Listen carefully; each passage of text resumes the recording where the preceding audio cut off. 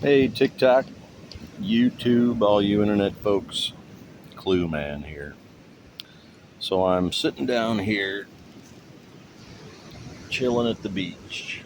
There is the beautiful ocean.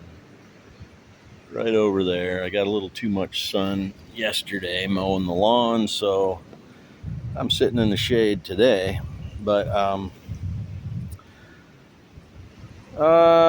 been hesitant to get on here. The last video I posted has been on here for 3 weeks and it just reached 5,000 views. So that tells me that TikTok isn't letting people see my videos. So I don't know if I should even waste my time. I know people are sharing them and liking them and commenting on them. And I thought that would help boost the algorithm, but it just really hasn't. So at this point, with what's going on in our country, I'm trying to remain optimistic, but honestly, I think our country's done. I don't know that we can recover from this, and I'll tell you why. It's because of the seething hatred I see on the right. And they will project that and try to say that us people on the left are haters, when really we just hate racists and homophobes and xenophobes and filthy rich people. Um, all the all the people that normal people should hate. The right hates Democrats and they love to own the Democrats. And the more upset we are with what Trump's doing, the happier they get. They hate gay people, trans people, brown people, black people. They hate women having rights. They hate atheists and agnostics. They hate people that are pro Palestinian and anti genocide. They hate people that are pro Ukraine and anti Russia. Um, the Republicans are the haters, and they're the MAGA fascists, I guess, are the true haters. And it's just sad. And I don't know that we ever recover from this because they are so uh, bought in and sold out to the right wing propaganda suggesting that, our country was so bad under Biden and the borders were wide open and all this bullshit that isn't true. Our economy was the envy of the world at the end of the Biden administration. That was actually published in the Economist magazine, that our economy, our post-COVID recovery economy, was the envy of the world. Trump could have just done nothing and we would have had a booming economy. But instead, they're going to sit there and tell lies about egg prices coming down and gas coming down, but they don't show any proof.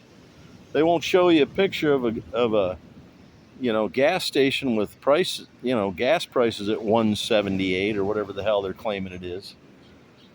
They can look up what the national average is and see that it hasn't gone down.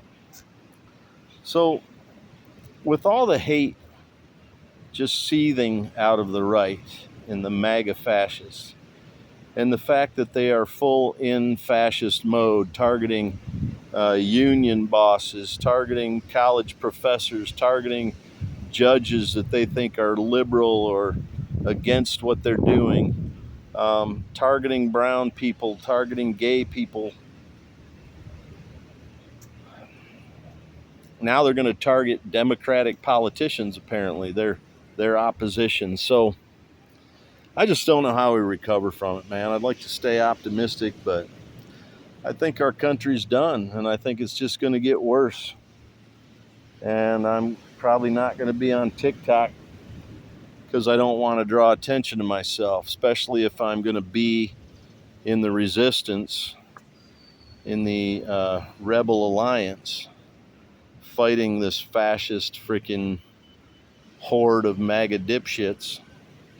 I don't know, man.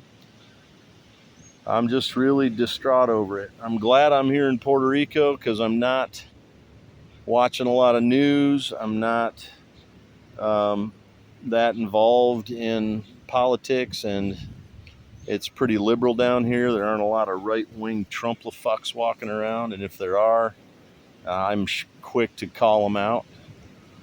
But so yeah, I'm just gonna keep kicking back and enjoying my time here. My sweetheart's coming down in 2 days, so that will be fun to have her here. And then we'll be here about another 10 days, and then it'll be back to Spokane, Washington. So just enjoying my time, trying not to get too involved in politics. Every time I do get on the internet, TikTok or YouTube or Instagram or Facebook, I'm just bombarded by right-wing dipshits spewing lies and being right-wing propaganda parrots, and not taking the time to use their smartphone, their supercomputer in the palm of their hand to look shit up. So at this point, like I said, our country's lost.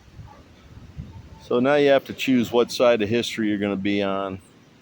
If you're a police officer and you swore an oath to the Constitution or to uphold the law, and you've got ICE agents violating the Constitution and the law right in front of you by not producing warrants and just rounding people up and throwing them into vans and not identifying themselves, guess what, cop? You're on the wrong side of history. And you'll pay. There will be retribution for all that. Everybody who's on the wrong side of history, when we finally right this wrong and get rid of this fascist movement that is MAGA, everybody who was complicit is going to be dealt with. Anyway, there's your not too optimistic clues. Clue man out.